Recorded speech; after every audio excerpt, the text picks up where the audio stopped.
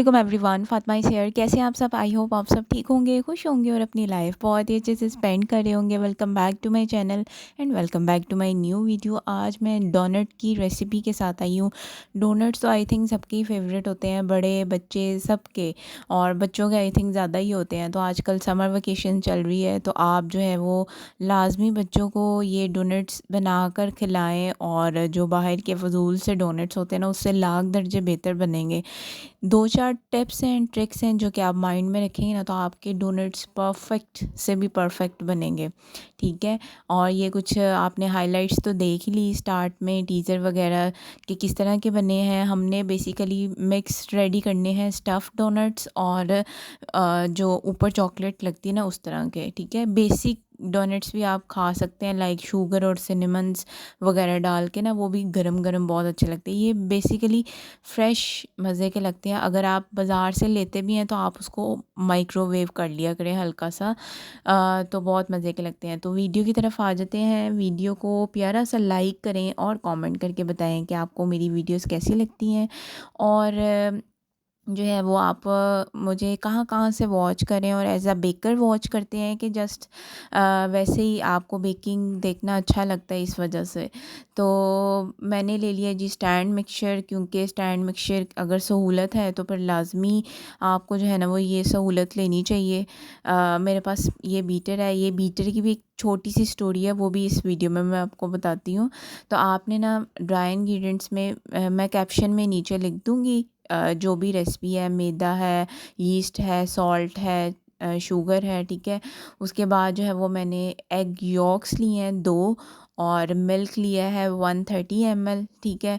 ये सारी चीज़ें डाल के तो आपने क्या करना है जी, इसको वो आपके हुक अटैचमेंट होती है ना उसके साथ, अगर आपके पास ये नहीं है तो आप जो वो होता है ना हैंड मिक्सचर वाला जो होता है, लाइक जिससे हम वैसे ही विप वगैरह करते हैं, उससे भी आप जो है ना वो अपना ये जो उसके साथ भी 2 हुक्स आती हैं जो कि आटा गूँदने के लिए होती हैं, जो कि आप पिज़्ज़ा डो के लिए यूज़ करते हैं। उससे भी आप जो है ना ये गूँद सकते हैं। हाथ से भी गूँद सकते हैं, ज़रा हाथ से आपको ज़रा ज़्यादा मेहनत करनी पड़ेगी। जो वैसे इलेक्ट्रिक बीटर्स होते हैं ना छोटे वाले, ये तो थोड़ा बड़ा है ना, उससे भी जो हुक अटैचमेंट्स आती है ना आटे वाली, उसके साथ ये नीड हो जाएगा आपका। तो एंड पे जो है वो बस आपने इसको, मुझे लगता है 5 मिनट भी नहीं लगे थे मुझे नीट करते हुए, और इतनी की अच्छी नीड हुई थी, इतनी सॉफ्ट। ये इस डो की 2-3 ट्रिक्स हैं, आगे मैं आपको बताती हूँ जब ये डो फाइनल होती है। इसमें ये होता है कि जो डो है ना थोड़ी स्टिकी होगी। ठीक है। अगर अब थोड़ी हार्ड बनेगी तो आपके डोनट्स भी हार्ड बनेंगे। बहुत ही प्यारा जाला बना था अंदर, बहुत अच्छी राइस हुई थी, और बहुत ही मज़े के बने थे। और फ्रेश जब मैं कर रही होती हूँ ना इसको फ्राई, तो तब इतना दिल करता है कि बंदा खाई जाए। तो बहुत मज़े की बनी थी। एंड पे मैंने डाल दिया है बटर। अगर बटर नहीं है तो बटर की जगह आप उतना ही ऑयल डाल दें। ठीक है। मैंने लास्ट टाइम बनाए थे उसमें मैंने ऑयल डाला था, कोई ऐसा फ़र्क नहीं होता, थोड़ा ज़रा टेस्ट अच्छा आ जाता है, लेकिन आप ऑयल भी डाल दें। तो ऑयल तब आपने डालना है जब वो आपने स्टार्ट में जब ड्राई इंग्रेडिएंट्स डाले हैं उसके साथ ऑयल और मिल्क डाल के, तो आप उसको नीट कर लें, और एंड पे फिर आप यॉक्स डाल दें, और एंड पे बटर आएगा। बटर तो अब डाल दिया ना ऑयल की जगह, तो इस तरह भी हो सकता है। तो अगर बटर डाल रहे हैं तो एंड पे बटर डाल दें, थोड़ा सॉफ्ट बटर। ये देखिए कितनी कमाल की हमारी जो है वो डो बनी है, और थोड़ी स्टिकी है। और आपने परेशान नहीं होना कि ये ज़्यादा ही स्टिकी है, स्टिकी से परेशान है, क्योंकि ये स्टिकीनेस इसकी आई है उससे, एग यॉक से सॉफ्टनेस है। जब आप इसको जो है वो फिंगर लगाएंगे अपनी डो के ऊपर, तो वो दोबारा प्रेस बैक होके वापस अपनी जगह पे आ जाएगी। इट्स मीन कि हमारी डो जो है वो बेस्ट नीड हुई है। एक ये आपने पॉइंट देखना है, और दूसरा आपने जो है ना थोड़ा सा डो का पार्ट लेके तो उसको आपने फैलाना है अपने हाथों के ऊपर, और जब आप उसको बारीक सा पतला सा फैला लेंगे तो आप देखेंगे कि उसके अंदर एक नीटनेस आई होगी, कोई इसमें गुठली नहीं होगी, कोई इसमें कह लो कि ड्राइनेस नहीं होगी। जस्ट जो है ना आपको एक बारीक लेयर सी नज़र आएगी। वो लेयर इट्स मीन कि आपकी डो बहुत अच्छी हुई है, और आपका बॉल भी क्लीन हो जाएगा। ये सारी 3-4 जो वजह है ना, इससे आपसे पता चल जाएगा कि हमारी डो जो है वो नीड हो गई है। ठीक है, इस तरह करके आपने देखना है। बड़ी साफ़ क्लियर आपको नज़र आ रहा होगा। देखिए कितनी फ्लेक्सिबल है, क्लीन है, बहुत अच्छी जो है वो हमारी डो हुई है। इसको मैंने तकरीबन 1.5 घंटा जो है वो इसको रेस्ट दी थी, लेकिन आप 1 घंटा भी दे दें, गर्मी बहुत है। ठीक है, और ये देखिए आप दोबारा से इसको हाथ लगाएंगे और दोबारा पुश वो जो है ना अपनी जगह पे वापस आ जाती है। ठीक है, ये हमारी जो है वो राइज़ होने की निशानी होती है कि हमारी प्रूफ हो गई है नीड। और प्रूफ होने के बाद कमर्शियल पॉइंट ऑफ व्यू से थोड़ी बात कर लेते हैं। ये जो डोनट का जो स्मॉल साइज़ होता है वो 30 ग्राम होता है। 30 ग्राम का एक आपने पेड़ा लेना है और उसको जो है वो आपने वेट कर लेना है। वेट करने के बाद अगर कोई कमर्शियली इसका काम शुरू करना चाह रहा है तो वो जो है ना, ये जो कमर्शियली मेजरमेंट की चीज़ें होती हैं ना, ये दिमाग में रखनी चाहिए अगर आप सेल कर रहे हैं। ये तो मैं चलो घर के लिए एक बना रही थी, लेकिन फिर भी मुझे आदत है एक प्रॉपर स्केल के साथ काम करने की, और वो ये आदत बहुत अच्छी है क्योंकि आप जब प्रॉपर स्केलिंग के साथ काम करते हैं ना तो आपको लॉस नहीं होता अपने काम में। अगर आप इसी तरह केक का भी प्रॉपर वेट नहीं करेंगे, लाइक जैसे 1 पाउंड का केक बनाना है तो वो 500 ग्राम होना चाहिए या 550 ग्राम।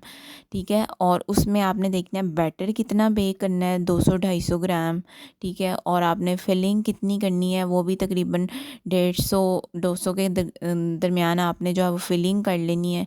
और फाइनल फ्रॉस्टिंग करके तो आपका जो वेट है ना तकरीबन 550 के करीब होना चाहिए। तो मेजरमेंट करके चलेंगे तो आप ज़्यादा इंग्रेडिएंट्स नहीं यूज़ करेंगे अपने केक के ऊपर। ये एक टेक्निकल है। बातों ही बातों में मैंने क्या किया, सारे डोनट्स को मेजर कर लिया। कुछ मैंने मीडियम साइज़ के बनाए। मीडियम साइज़ का जो डोनट होता है वो 50 ग्राम का होता है और स्मॉल साइज़ का होता है कितना, 30 ग्राम। ठीक है, ये ज़हन में रखना है आपने लाजमी। और बस ये मैंने नीचे पेपर रख लिया है ताकि ये नीचे स्टिक ना होए। ठीक है, अब इसको मैं थोड़ी देर प्रूफ के लिए रखूँगी 15 से 20 मिनट।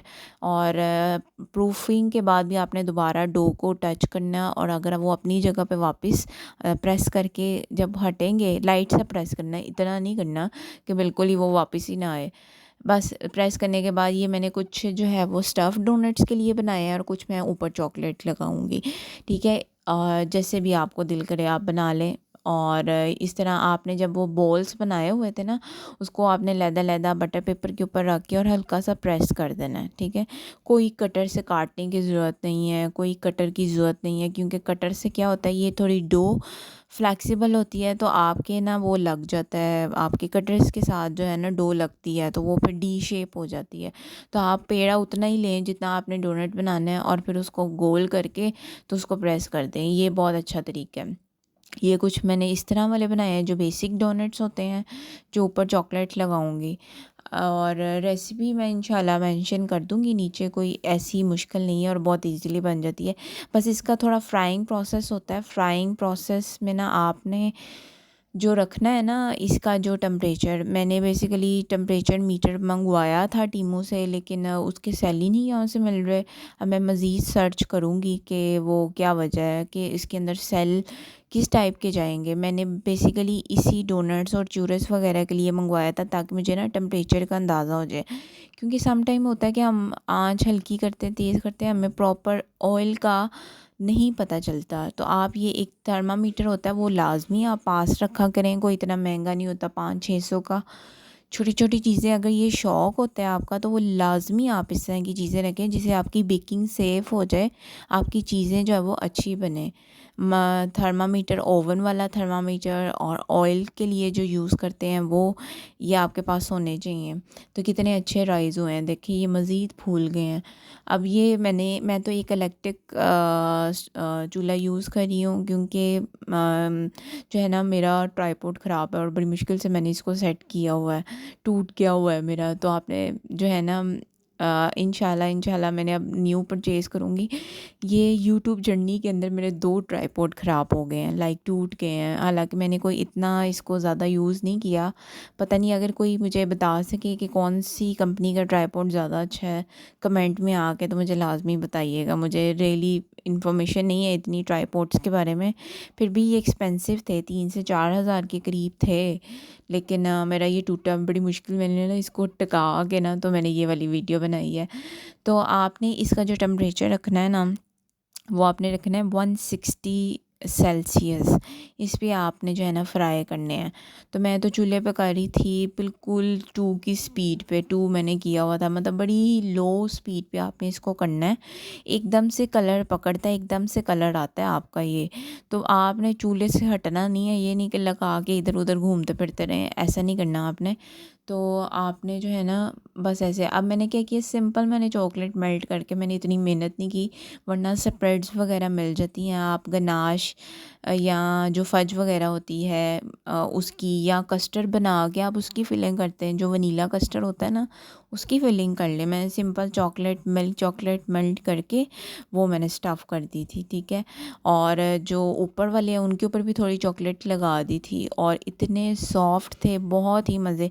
नेक्स्ट डे तक भी इतने सॉफ्ट रहे थे। फिर भी हल्का सा माइक्रोवेव लगा लिया करें जब आप डोनट्स खाएं।